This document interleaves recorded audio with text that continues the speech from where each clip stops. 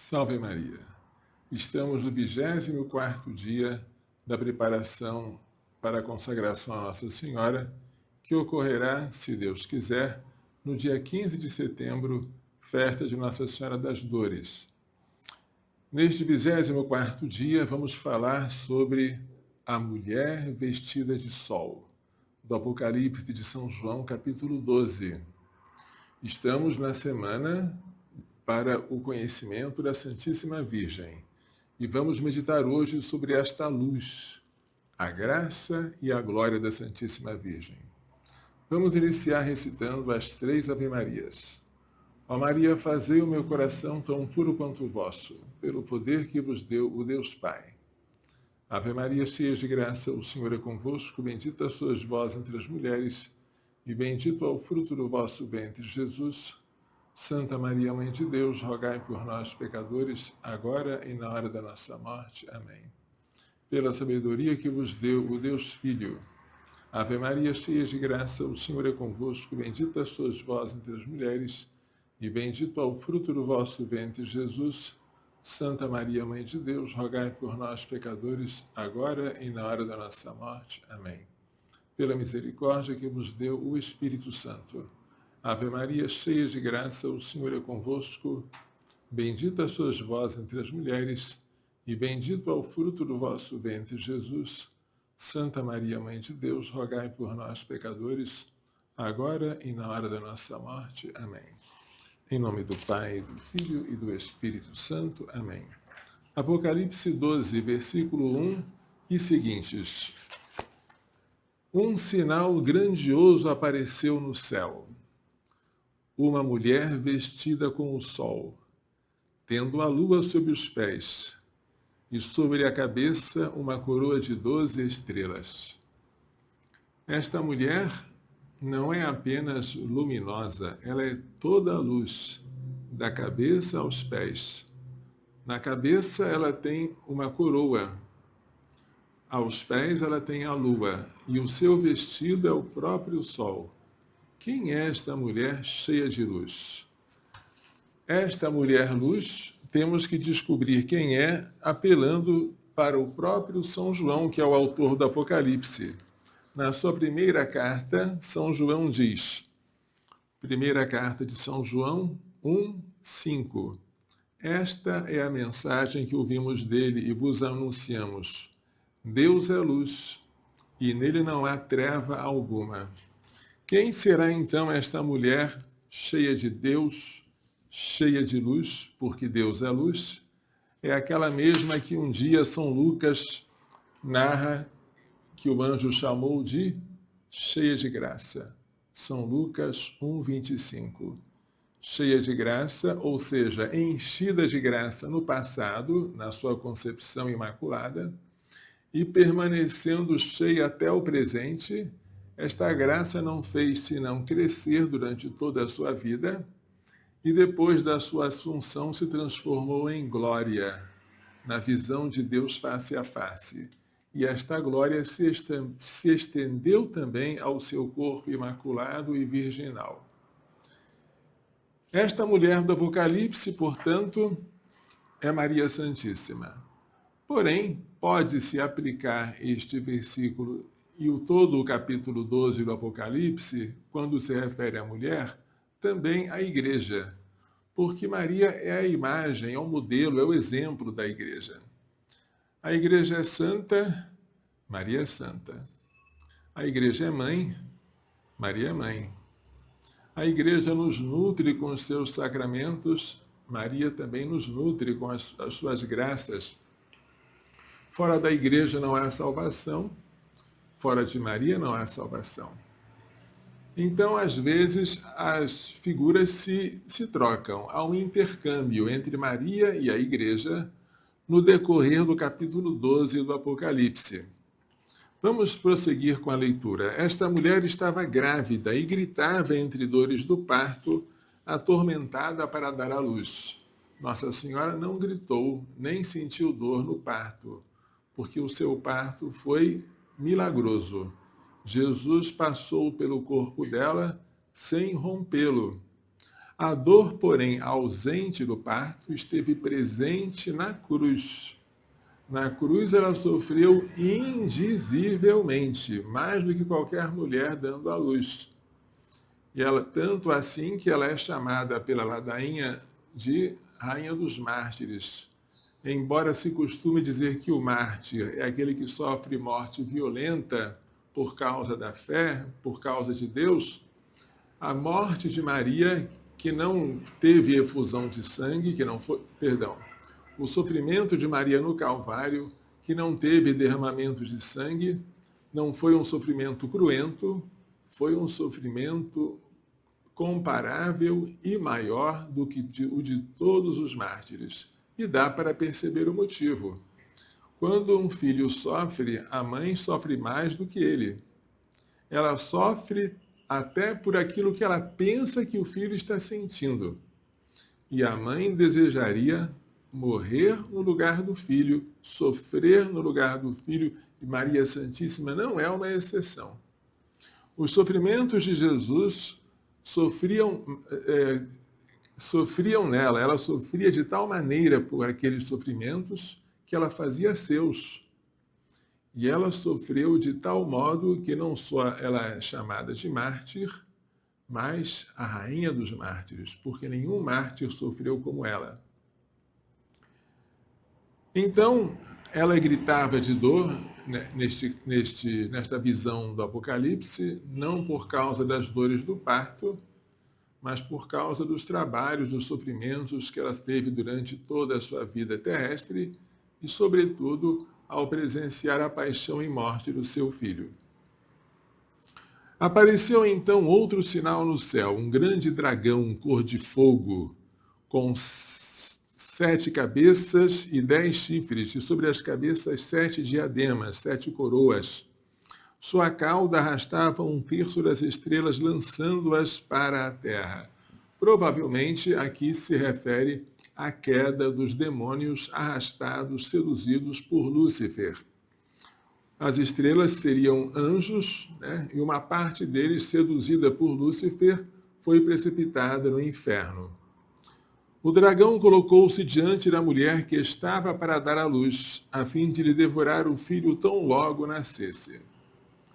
Bem, então esta mulher daria à luz o filho e o dragão o devoraria. Ela deu à luz um filho, um varão, que irá reger todas as nações com um cetro de ferro. Quem é este que irá reger todas as nações com um cetro de ferro? Citação do Salmo 2. Vamos ler? Salmo 2, versículo 7 a 9. Vou proclamar o decreto do Senhor. Ele me disse: Tu és meu filho, eu hoje te gerei. Pede, e eu te darei as nações como herança, os confins da terra como propriedade. Tu as quebrarás com um cetro de ferro, como um vaso de oleiro as despedaçarás. É o Messias, previsto pelo Salmo 2 e agora referido pelo Apocalipse 12. Um menino que irá reger todas as nações com um cetro de ferro. A mãe do Messias, evidentemente, é Maria. Ela deu à luz, Seu filho, porém, foi arrebatado para junto de Deus e seu trono. O arrebatamento de Jesus se deu pela sua ressurreição e ascensão ao céu. O texto do Apocalipse não faz alusão à vida pública de Jesus, à sua paixão, sua morte, fala só que ele foi arrebatado, de modo que o demônio não teve poder sobre ele para devorá-lo. O poder que o demônio teve sobre Jesus foi simplesmente sobre o seu corpo, que ele fez sofrer ao extremo. Mas este martírio corporal de Cristo serviu para a nossa redenção e serviu para a derrota do demônio.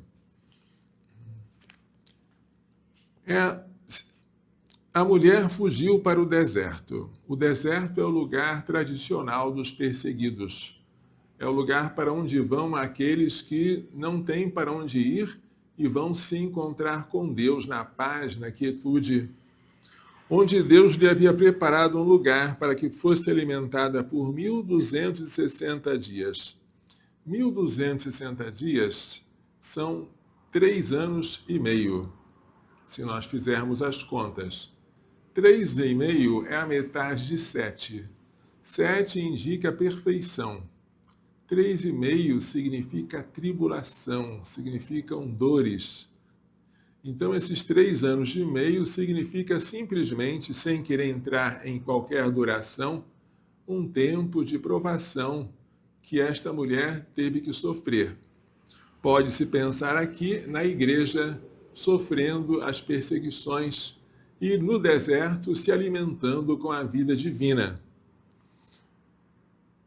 Depois se fala da batalha no céu entre Miguel e os seus anjos, como o dragão guerreou com seus anjos, mas foi derrotado, não se encontrou mais um lugar para ele no céu.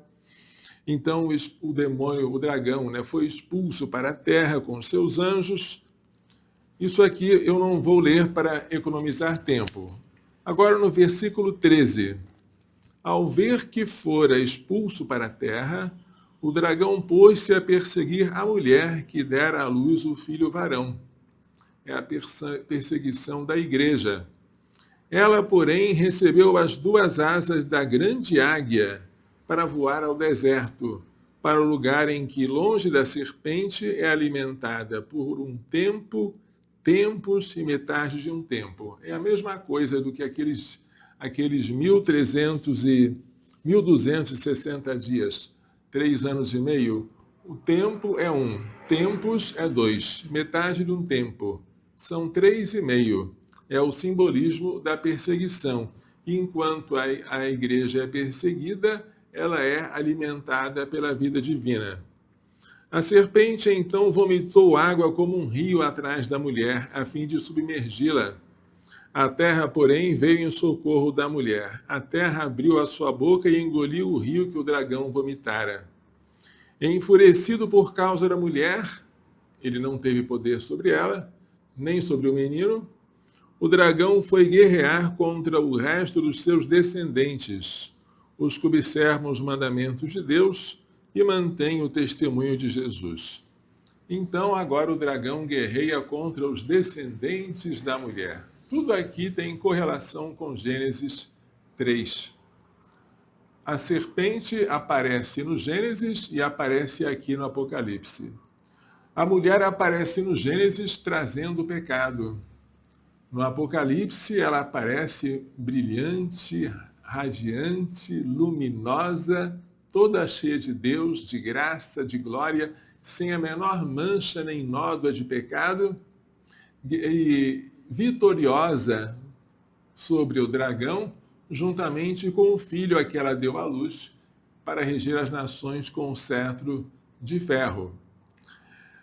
A serpente aparece em ambos os relatos, a mulher aparece e há uma luta entre o dragão, ou a serpente, e os descendentes da mulher, que está no Gênesis. Porém, inimizade entre ti e a mulher, entre a sua descendência e a descendência dela. Aqui o dragão vai guerrear contra os descendentes da mulher. Então essa luta é uma luta que permanece. Esta mulher, seja a igreja, seja Maria, é a nossa mãe. E o dragão quer lutar contra a igreja, ou contra a Maria Santíssima, ou contra os filhos dela, que somos nós, para tentar nos devorar. Uma vez que nós fomos redimidos pelo sangue daquele menino, o sangue do Cordeiro, o sangue do Filho de Deus feito homem, uma vez que Maria Santíssima, como nova Eva, cooperou de maneira singular para que nós tivéssemos a graça, para que nós recebêssemos a graça de Deus, agora o demônio quer se vingar em nós, o que ele não conseguiu fazer com a Virgem Maria e com o menino e com seu filho Jesus. O demônio é homicida desde o princípio, está em João 8,44. Homicida desde o princípio. Por quê? O desejo do demônio é matar a Deus, mas Deus é imortal. Sem poder matar a Deus, ele investe contra a imagem de Deus. Quando uma pessoa quer matar a outra, mas não pode, ela coloca uma imagem, uma figura dela na parede e começa a tirar dardos, setas, para ferir a imagem. Se não fere a pessoa, fere pelo menos a imagem. Assim faz o demônio. Como ele não pode ferir a Deus, que é imortal, ele quer ferir e machucar a imagem de Deus. Quem é a imagem de Deus? É o homem. Façamos o homem à nossa imagem como nossa semelhança. Nós refletimos Deus, nós somos imagem dele. E o demônio quer nos matar para se vingar de Deus. Mas entre os homens, quais aqueles que refletem melhor a imagem de Deus? A criança, as crianças. Por isso, se o demônio é o homicida desde o princípio, o homicídio preferido pelo demônio é o aborto. Daí se percebe por que São João Paulo II falava de maneira tão insistente contra o aborto e por que a sua contemporânea Madre Teresa de Calcutá dizia que o aborto é o maior inimigo da paz e que não podemos alimentar esperanças de paz no mundo enquanto se estiver matando crianças no ventre materno. Aqui temos então esta mulher. Esta visão me encanta. Embora muita gente, até teólogos, queiram dizer que essa mulher não é Maria, que essa mulher significa uma outra coisa, significa Jerusalém, significa o povo de Israel, significa o... É óbvio que São João, que foi o autor do Apocalipse, pensou em Maria Santíssima quando falou sobre essa mulher. São João recebeu Maria em sua casa, estava sempre com ela. São João não podia deixar de se lembrar dela quando escreveu a mulher. E essa visão me encanta, porque esta visão me lembra a de Lourdes. Perguntaram a Santa Bernadette, Nossa Senhora é bonita?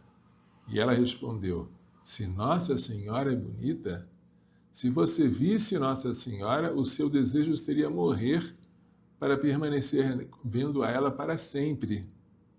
E me lembra também a mensagem ou a visão de Fátima.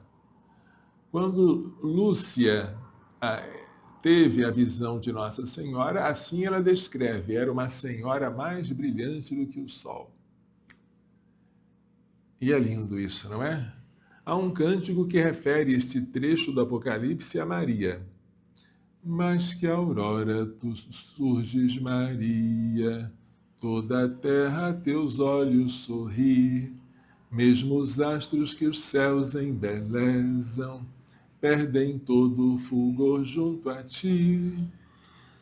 Brilhas qual sol radiante, pura és como a lua, e a estrela mais bela, bem inveja a beleza tua. Segunda estrofe. 12 estrelas circundam-te a fronte, o teu cetro é de ouro e marfim, o teu manto cerúleo esplendente é refúgio de paz para mim. Brilhas qual sol radiante, pura és como a lua, e a estrela mais bela, bem inveja a beleza tua. É um cântico que fala da glória de Nossa Senhora, mais brilhante do que o sol, que a lua e que as estrelas. Obviamente, referindo-se a Apocalipse 12. Mas se alguém tiver dúvida sobre esta aplicação do Apocalipse 12 a Maria Santíssima, leia comigo, por favor, o Catecismo. O Catecismo da Igreja Católica, número 1138, fala sobre a liturgia celeste, tal como ela é narrada no Apocalipse. Recapitulados, 1138, recapitulados em Cristo, participam do serviço do louvor a Deus e da realização do seu desígnio. As potências celestes, a criação inteira, os 4 seres vivos, os 4 viventes, um com aspecto de homem, outro com aspecto de leão, outro com aspecto de águia, outro com aspecto de touro. São os 4 seres vivos. Os servidores da antiga e da nova aliança, os 24 anciãos, aqueles 24 anciãos que estão em volta daquele que está sentado no trono e do Cordeiro. O novo povo de Deus, os 144 mil, 12 vezes 12 vezes 1000, 12 é a perfeição, 12 vezes 12 é a perfeição da perfeição, 12 vezes 12 vezes 1000 é a perfeição da perfeição, elevada à universalidade. Em especial os mártires, imolados por causa da palavra de Deus, e a Santa Mãe de Deus. E o que o Catecismo fala da Santa Mãe de Deus no Apocalipse? Abre parênteses. A mulher, a esposa do Cordeiro. A mulher tem uma citação ao pé da página, Apocalipse 12. A mulher do Apocalipse é a Santa Mãe de Deus, diz o Catecismo da Igreja Católica, se alguém tiver alguma dúvida ou fizer alguma objeção. Mas vamos adiante. Vamos para o Catecismo 2853. Falando sobre a última petição do Pai Nosso, mas livrai-nos do mal, o Catecismo diz, 2853, a vitória sobre o príncipe deste mundo foi alcançada de uma vez por todas, na hora em que Jesus se entregou livremente à morte para nos dar a sua vida. O príncipe deste mundo, o demônio, foi lançado fora. É o julgamento deste mundo, e o príncipe deste mundo é lançado fora. Ele põe-se a perseguir a mulher, é o Catecismo citando o Apocalipse 12.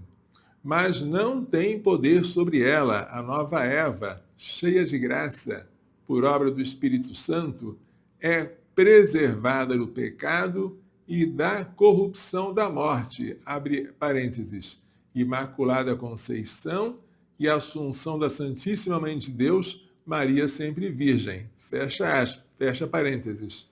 Enfurecido por causa da mulher, o dragão foi guerrear contra o resto dos seus descendentes. Catecismo citando Apocalipse 12, 17. Por isso o Espírito e a Igreja rezam, vem, Senhor Jesus, porque a sua vinda nos livrará do maligno. Livrai-nos do mal. Vem, Senhor Jesus. Então estamos em um tempo de luta. E esse tempo de luta vai perdurar até a segunda vinda de Cristo que nós pedimos. Vem, Senhor Jesus.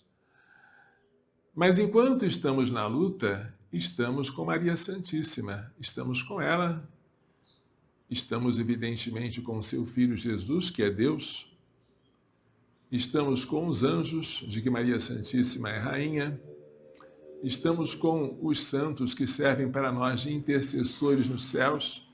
E estamos com os outros amigos daqui na terra, lutando, participando desta luta como igreja militante.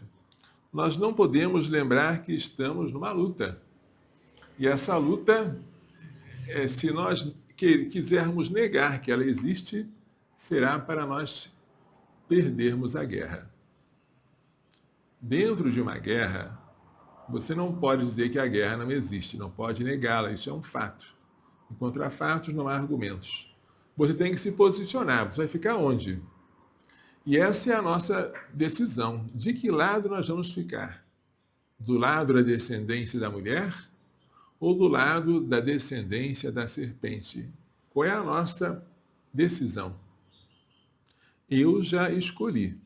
Você também já escolheu desde o dia do seu batismo. Mas esta escravidão por amor, não por coação a Jesus pelas mãos de Maria, que nós vamos fazer ou renovar no dia 15 de setembro, festa de Nossa Senhora das Dores, serve para nós confirmarmos esta nossa escolha de uma maneira solene. E esta confirmação da escolha só deve ser feita se nós nos tivermos convertido, se nós tivermos deixado de nós as afeições aos pecados, mesmo veniais. Uma pessoa que comete pecados veniais de estimação e não tem intenção de evitá-los, essa pessoa ainda está em estado de graça. Ainda. Esta pessoa, se morrer, não vai para o inferno, embora tenha que passar pelo purgatório para expiar esses pecados que ofenderam a Deus. Mas essa pessoa, ela está de tal maneira fria, né? A caridade dela está sem fervor, que ela não está apta a fazer essa consagração. Esta consagração deve ser feita por alguém que já se livrou dos pecados mortais para sempre, com a graça de Deus. E quanto aos pecados veniais, ela deve nutrir também uma repulsa. Mentira deve ser para nós alguma coisa impensável e abominável. Só a lembrança da mentira nos deve fazer tremer. Qualquer que seja o motivo, ou qualquer que seja a intenção ou a necessidade, nunca um escravo de Jesus pelas mãos de Maria poderá dizer: eu minto de vez em quando tem necessidade. Mentira, se já houve na sua vida, é coisa do passado. A intemperança no comer e a preguiça de dormir, o escravo não pode ter isso. E não se argumente que são pecados veniais. Nós temos que abandonar essas coisas. Foi-se o tempo em que eu dormia exageradamente e a minha vida era comer e dormir. Esse tempo já passou e não pode mais continuar. Nós não estamos aqui mais para perder tempo, mas para lutar, guerrear e vencer esta luta juntamente com Maria Santíssima.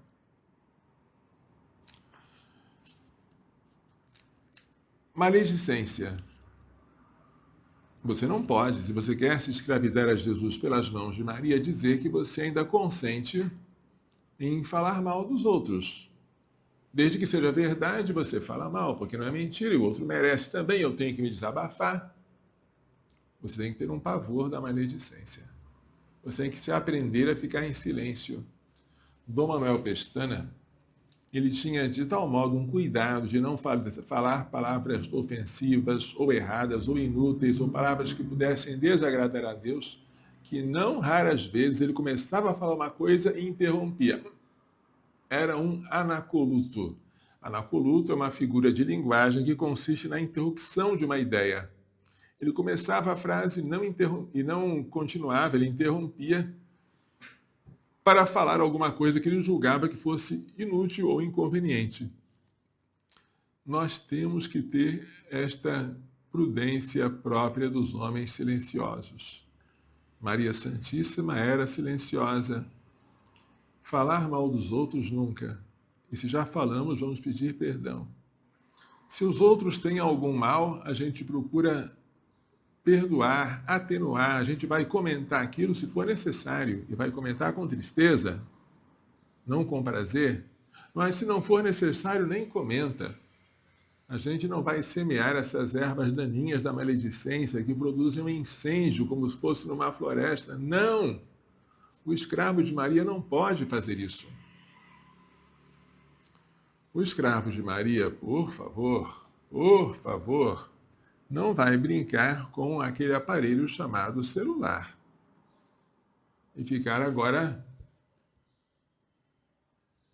vendo notícias, vendo fotos, vendo vídeos, vendo.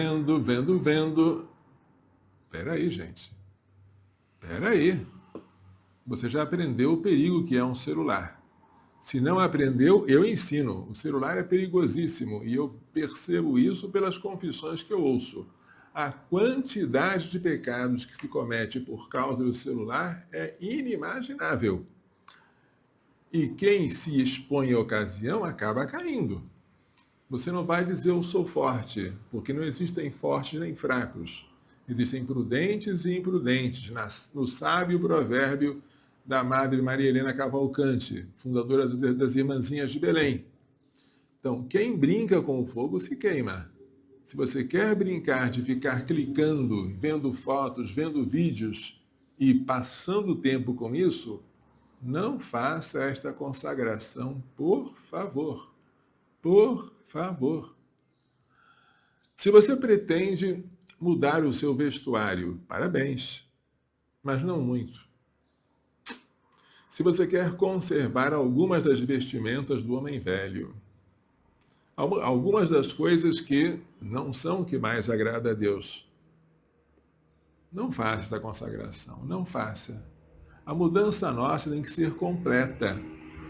A nossa modéstia não pode conhecer exceções. O nosso pudor tem que ser excelente. Nós não podemos escandalizar os anjos, que são mais puros do que nós e veem a Deus face a face. Alguns deles são os nossos anjos da guarda. E nós um dia vamos ver a Deus junto com eles, assim esperamos.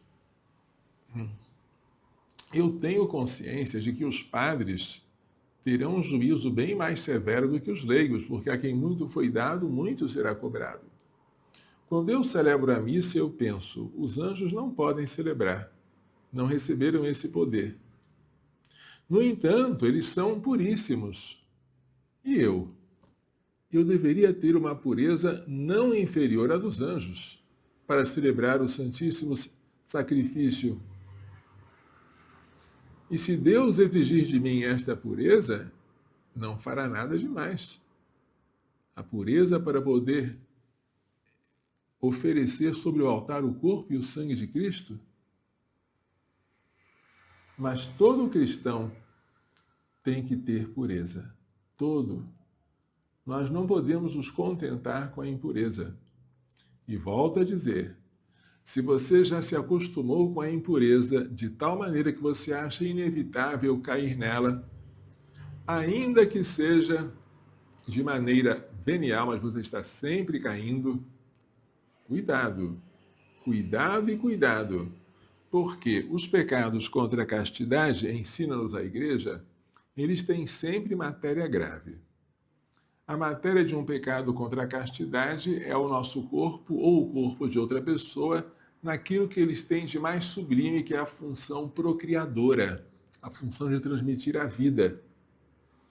Então, o nosso corpo, que foi comprado pelo sangue de Cristo e se tornou o templo do Espírito Santo, não é brincadeira. Os pecados contra a castidade brincam com o nosso corpo e com o corpo alheio. Maria Santíssima é puríssima, castíssima, sempre virgem, coisa maravilhosa. Gente, você vai se consagrar a ela, você tem que ser semelhante a ela. O seu medo deve ser olhar para as coisas imodestas. Se você está olhando para frente e percebe que na sua visão lateral há uma pessoa mal vestida, infelizmente são muitas que se vestem mal, a sua reação inicial não deve ser de olhar para ela, mas de fugir. Fugir do pecado. Você deve ter medo de pecar. Se o seu desejo de pecar é maior do que o medo de pecar, significa que você ainda não perdeu o temor de Deus. Porque os santos, e nós temos que ser santos, quem de nós pode se contentar com a mediocridade? Os santos preferiam a morte ao pecado. Preferiam 1000 mortes ao pecado. Santa Faustina Kowalska dizia que ela preferia, para não desagradar a Jesus, ela preferia não morrer, ela preferia não existir. Santa Maria Gorete, para salvar a sua pureza, perdeu a vida. Foi esfaqueada inúmeras vezes pelo agressor Alessandro. Mas eu pergunto, nós podemos ser diferentes? Podemos ter nós, pela pureza, um conceito tão baixo que nós nos acostumemos com as coisas imundas? Não pode. Falemos palavras imundas, riamos das piadas imundas. Quem pode rir dessas coisas, meu Deus? Vistamos roupas imorais. comentemos com os outros sobre coisas que, meu Deus, um escravo de Maria jamais pode fazer isso. Estou falando para você que comigo pretende se consagrar ou renovar a sua consagração, nós temos que ser luz como ela. Vós sois o sal da terra e a luz do mundo, disse Jesus para nós. Não pode ficar escondida uma cidade sobre as montanhas, nem se coloca uma lâmpada acesa debaixo da mesa, mas em cima num candelabro, e ela ilumina todos os que estão na sala. Brilhe vossa luz diante dos homens, disse Jesus, para que vejam as vossas boas obras e glorifiquem o vosso Pai que está nos céus. E eu pergunto, você que está para se consagrar ou para renovar a consagração a Maria, está disposto a brilhar? As pessoas olhando para você vão sempre sentir um reflexo da luz de Deus? Ou você está disposto, voluntária e deliberadamente, a conservar alguma escuridão, alguma sujeira, algum negrume, alguma treva? Não! Assim você não pode fazer esta consagração. E se fizer, vai ser pior para você. Porque você vai ter um juízo mais severo. A quem muito foi dado, muito será cobrado. E o pecado cometido após esta consagração vai ser mais grave do que o que você comete antes. Então, para e pensa, né? Como aquele rei que tem um exército de 10.000 pessoas, será que ele vai conseguir vencer aquele que vem contra ele com 20.000? Para! Se você acha que não vai conseguir vencer, enquanto o outro está longe, envia embaixadores para negociar a paz. Você quer construir uma torre? Faz as contas, vê se você tem material para levar a torre até o fim. Senão você vai começar a construir e deixar pela metade. Então você quer, de fato, ser discípulo de Jesus e ser mais fielmente discípulo dele, consagrando a ele pelas mãos de Maria? Para e pensa. Eu vou, de fato, levar esse empreendimento adiante? É só quem está disposto a deixar tudo, repito, tudo, inclusive a si mesmo, é que pode ser discípulo dele. Então, essa consagração, embora ela não seja um voto que os religiosos fazem, embora ela não implique constrangimento, ela é uma promessa que tem uma seriedade especial. Não é simplesmente você recitar uma fórmula, como você recita, ó, minha senhora, minha mãe, me ofereço da vós. Essa consagração é mais do que isso. Ela é um vínculo, ela é uma ligação. Você fica ligado a Maria, ou melhor dizendo, a Jesus pelas mãos de Maria, para sempre. A menos que você, Deus não permita, queira revogar essa escravidão. Né? Mas estou tentando fazer isso não para assustá-los, mas para que vocês sejam realistas nesse ponto. A quem muito foi dado, muito será cobrado. Nós estamos para receber muito. Então estejamos dispostos a levar a sério a nossa santidade e a renovar de verdade as promessas do nosso batismo, que é a essência desta consagração. Vamos agora rezar a oraçãozinha à Madre Maria José de Jesus, Madre Maria José de Jesus, pedindo a Deus, se for da sua vontade, para a sua maior glória e para o bem do próximo, a cura da minha coluna, dos meus joelhos e das minhas articulações. Aqui está uma relíquia da serva de Deus, relíquia que tocou nos seus ossos. Eu estou pedindo isso para mim, primeiro porque seria uma coisa boa poder me locomover como antes de eu sofrer as hérnias de disco na minha juventude. Hérnias que depois foram se agravando de modo que a minha coluna tem muitas coisas estranhas hoje. Mas também porque, se esta graça for alcançada, esta serva de Deus poderá ser beatificada, porque eu comunicarei a graça ao convento Santa Teresa, no Rio de Janeiro, e no futuro poderá ser também canonizada. Ela está em processo de beatificação.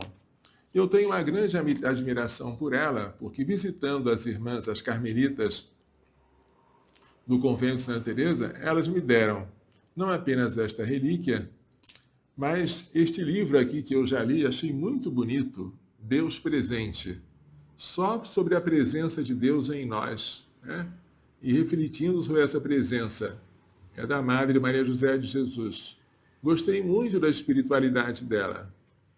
Além disso, eu já li também, foi um presente que elas me deram, esse livro aqui, A Voz do Silêncio, que é uma coletânea de correspondências, desde o tempo que ela ainda era mocinha e não pensava em ser religiosa, até a sua conversão verdadeira, quando ela deixou tudo para entrar no convento, na ordem carmelita descalça, e tudo que ela viveu dentro do Carmelo, como priora, inúmeras vezes do convento de Santa Teresa, das reformas que ela fez, dos conselhos que ela dava. Então, eu acho que vale a pena, se nós católicos conseguirmos que esta serva de Deus seja beatificada e depois canonizada. E a igreja exige algum milagre para isso. Eu poderia pedir a intercessão dela por diversos milagres maiores, por exemplo, a conversão de um pecador. Mas esses milagres não servem, porque eles não são palpáveis, né? Então, a gente pede um milagre menor, que é a cura de uma doença física. Se esse milagre for comprovadamente inexplicável pela medicina, então ele pode servir para instruir o processo de beatificação e depois de canonização dela. Quem quiser estas relíquias, por gentileza, é só escrever para providaanapolis.org.br, tá bom? Então vamos rezar a oraçãozinha. Deus de poder e misericórdia, que tornaste vossa serva, Madre Maria José de Jesus, admirável por suas virtudes e santidade de vida, por seu amor à Igreja e ao Carmelo, e por sua constância na oração em benefício das almas, concedei-nos por sua intercessão, conformar nossa vontade à de Cristo, e alcançar a especial graça que ardentemente vos imploramos. Agora você pede a graça. Por nosso Senhor Jesus Cristo, vosso Filho, na unidade do Espírito Santo. Amém. Pai nosso que estás no céu, santificado seja o vosso nome. Venha a nós o vosso reino, seja feita a vossa vontade, assim na terra como no céu. O pão nosso de cada dia nos dai hoje, perdoai-nos as nossas ofensas, assim como nós perdoamos a quem nos tem ofendido, e não nos deixeis cair em tentação, mas livrai-nos do mal. Amém. Ave Maria, cheia de graça, o Senhor é convosco, bendita sois vós entre as mulheres, bendito é o fruto do vosso ventre, Jesus. Santa Maria, Mãe de Deus, rogai por nós, pecadores, agora e na hora da nossa morte. Amém. Glória ao Pai, ao Filho e ao Espírito Santo, como era no princípio, agora e sempre. Amém. Vamos agora rezar a súplica ardente ao São José pelo Provida de Anápolis. Glorioso e castíssimo São José, a cujo nome está consagrado o nosso oratório, vinde em nosso socorro nesta aflição pela qual passamos. Vós que experimentastes a dor de não encontrar um lugar para o menino Jesus nascer, não permitais que esta casa feche as portas ao mesmo menino que a nós vem na pessoa de uma criança em gestação. Vós que com prontidão vos levantastes e tomastes o menino e sua mãe, para levá-los para longe da fúria de Herodes, vinde depressa libertar-nos da fúria do inferno, que deseja a ruína desta casa e desta obra. Vós que amais as crianças, pois vedes nelas o próprio Filho de Deus, a quem sustentastes e protegestes, não deixeis que os pequeninos sejam privados da vida natural pelo aborto, nem da vida sobrenatural pela falta do sacramento do batismo. Vós que trabalhastes silenciosamente no lar de Nazaré, não deixeis que a falta de silêncio em nós venha perturbar a paz que o menino Jesus nos veio trazer. Vós que vos preocupáveis com o sustento e o bem-estar dos dois tesouros a vós confiados, Jesus e Maria, providenciai para as mães e seus filhinhos a quem assistimos tudo o que for necessário para o corpo e para a alma. Se é desejo de Deus, como desejava nosso fundador Dom Manuel Pestana Filho, Que haja irmãs religiosas para cuidarem das mães gestantes e seus filhinhos por nascer. Não deixeis que esse desejo se frustre. Mostrai-nos, São José, quais irmãs Deus escolheu para realizar este trabalho que São João Paulo II chamou de o mais importante da terra. Dai-nos, São José, a pureza angélica requerida para cuidar das criancinhas, cujos anjos vêm continuamente à face de nosso Pai que está nos céus. Obtende-nos vossa esposa, a Rainha dos Anjos, uma legião de espíritos celestes para guardar esta casa e esta obra contra os ataques do maligno. Obedientíssimo São José, que nunca venha faltar em nós a obediência à santa vontade de Deus, que se manifesta pela boca de nossos legítimos superiores. Neste momento em que tudo parece ruir, em que as águas enchem a barca que parece prestes a afundar, em que não vemos saída para nossos problemas, manifestai o poder de vossa intercessão junto a Jesus e Maria. Depois de Jesus e Maria, é em vós que colocamos a nossa confiança. Ó Salvador do Salvador, vinde salvar-nos. Ó Pai virginal de Jesus e esposo castíssimo da Virgem Maria, vinde sem demora em nosso auxílio. Agora ainda nós deveríamos rezar a ladainha do Espírito Santo, o Ave Maristela, a ladainha de Nossa Senhora e, sugestão minha, a ladainha da humildade. E, segundo São Luís, o rosário, ou ao menos o terço. Todas essas orações estão aqui nesse livrinho. No apêndice do livro de ouro, ao alcance de todos, vocês podem encontrar essas oraçõezinhas aqui. E esse livro de ouro vocês podem baixar na seção de downloads da página providanapolis.org.br, ou vocês podem comprar, vão até a página do Provida, mandem uma mensagem por e-mail e peçam, eu quero comprar este livrinho, e vocês conversem para saber o preço, o frete e as formas de pagamento. Vocês podem entrar em contato pelos números e pelos e-mails que estão lá no escritório. Ok? Então vamos agora encerrar com a bênção final. O Senhor esteja convosco. Pela imposição de minhas mãos sacerdotais e pela invocação da bem-aventurada sempre Virgem Maria, de São José, seu castíssimo esposo, São Luís Gonzaga, São Luís Maria Grignon de Montfort, Santa Genevieve Mora, Santa Teresa de Calcutá, São João Paulo II, São Miguel, São Gabriel, São Rafael, todos os anjos santos, abençoe-vos, proteja-vos e guarde com toda a bênção no céu e da terra, Deus Todo-Poderoso, Pai, Filho e Espírito Santo. Amém. Coração Imaculado de Maria, livrai-nos da maldição do aborto. Pela vossa Imaculada Conceição, ó Maria, purificai meu corpo e santificai a minha alma. Glorioso São José, rogai por nós. Salve Maria.